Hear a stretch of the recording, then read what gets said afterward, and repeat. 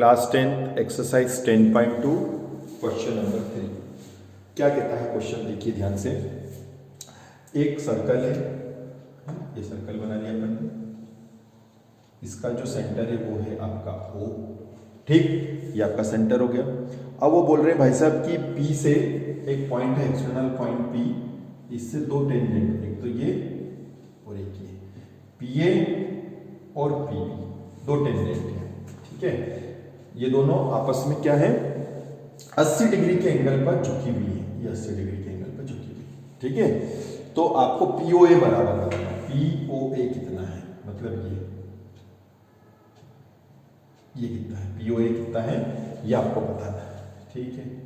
बताएंगे भैया, चलो सबसे पहले तो अपन यहाँ पे लिख लेते हैं कि APB इक्वल 80 डिग्री। तो APB आपको 80 डिग्री दे रखा है बच्चों, APB आपको कितना दे रखा है, 80 डिग्री दे रखा है, ठीक है। और APB आपको 80 डिग्री दे रखा है, तो इससे ये लॉजिक पहले बता देता हूँ मैं आपको। टेंजेंट रेडियस 90 डिग्री का एंगल बनेगा, ये 90 डिग्री हो गया, ठीक है। और 80 का आधा हो जाएगा 40।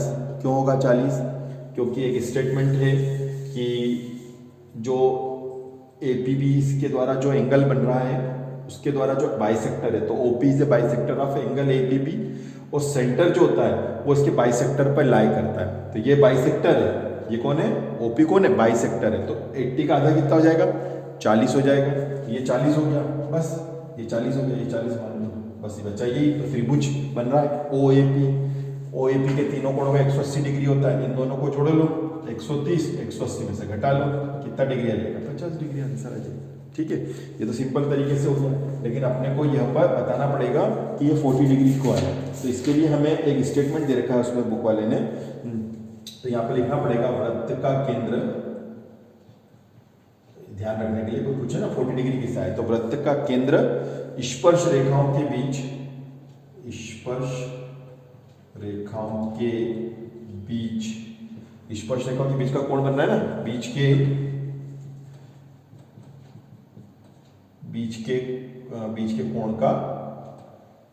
कोण का अर्धक पर स्थित होता है, ठीक है। वृत्त का केंद्र स्पर्श रेखाओं के बीच के कोण के अर्धक पर स्थित होता है, बीच के कोण के अर्धक पर स्थित होता है। ये आपका स्टेटमेंट है। मतलब जो आपका सेंटर है, सर्कल का जो सेंटर है, तो सेंटर ऑफ